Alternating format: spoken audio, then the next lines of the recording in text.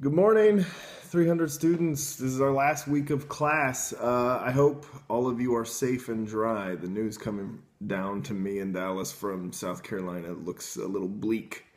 Um, so let's start off with the housekeeping first. So this is our last week of class.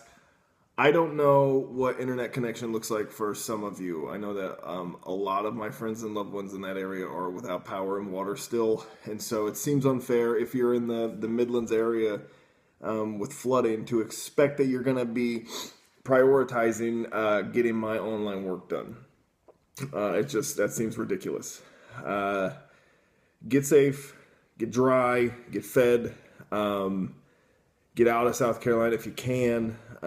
This stuff can wait, theoretically, even though we're almost done.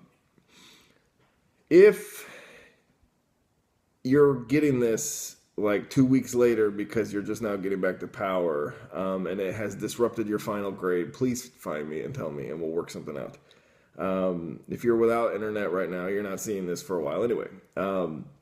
This is what I'd like to do. Let's take our final paper, which was going to be due Sunday.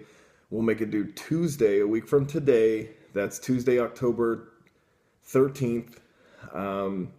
That's when I want your final paper, your ideal school paper done. And to me, there will be no discussion boards this week because I just don't know who can participate and who can't. And we certainly shouldn't penalize people who can't at this point.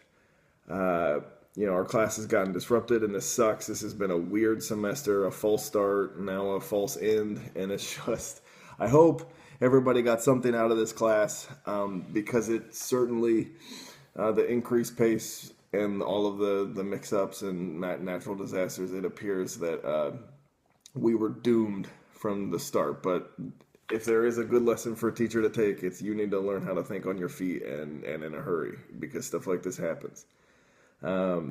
Okay, so that's the housekeeping part. The last thing you have to do for this class is your final paper, and I need it 1 week from today.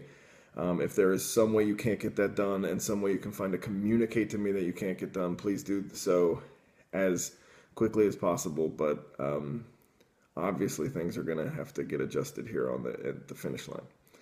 I want to talk about some of your responses, though, from last week because I'd like to impart some final thoughts about schools and what you all had to say. Your all assessment of the funding predicament that we have in schools is spot on.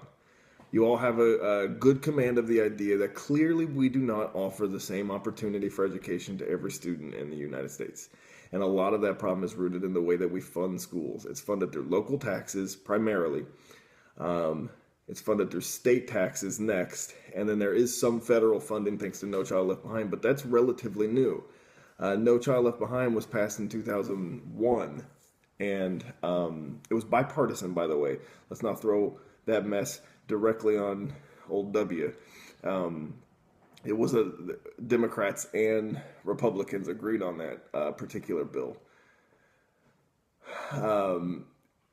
But that bill allowed for an extension of federal authority over schools that we have never seen in the history of public school. It has been predominantly the state that administers education. So that was a change.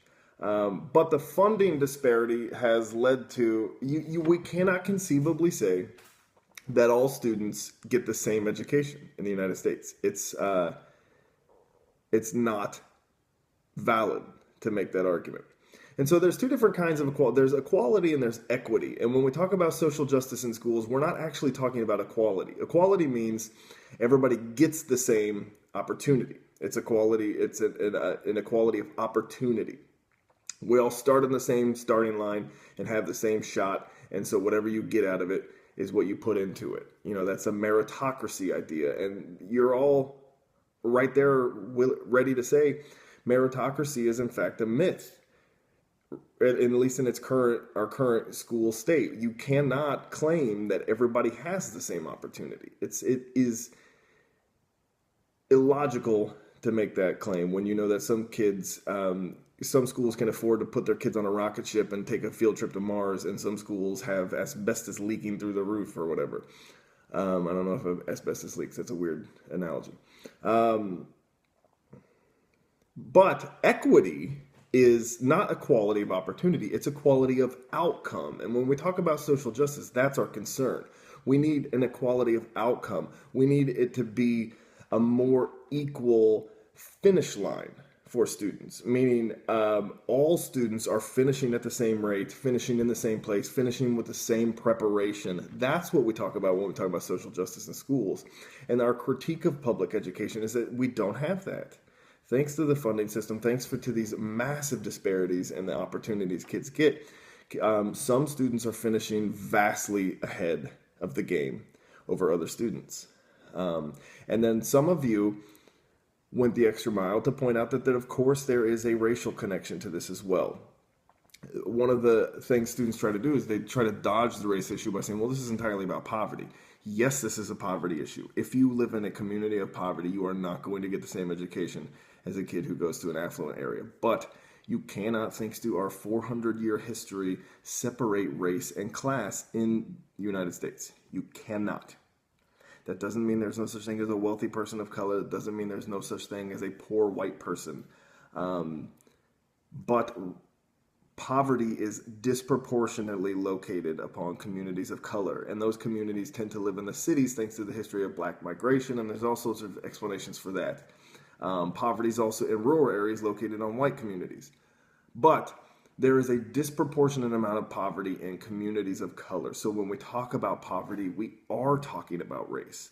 And it is nonsensical to assume that we're not. The two are inextricably linked in the United States. Thanks to our history, the great savior himself, Louis C.K., makes the point on this matter at some point when he says you can't take history out of this conversation. You can't. So be aware of those disparities. Some kids read economically privileged white kids get a better opportunity in school than others read economically disadvantaged students of color. Yeah.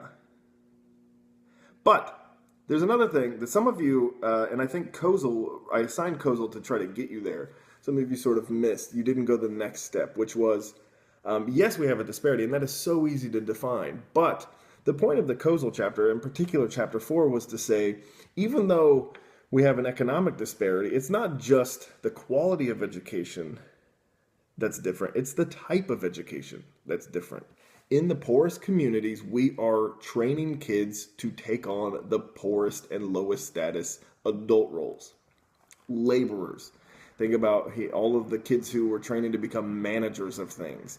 I don't know if any of you have ever been a manager of a thing. I was a restaurant manager in college and in grad school.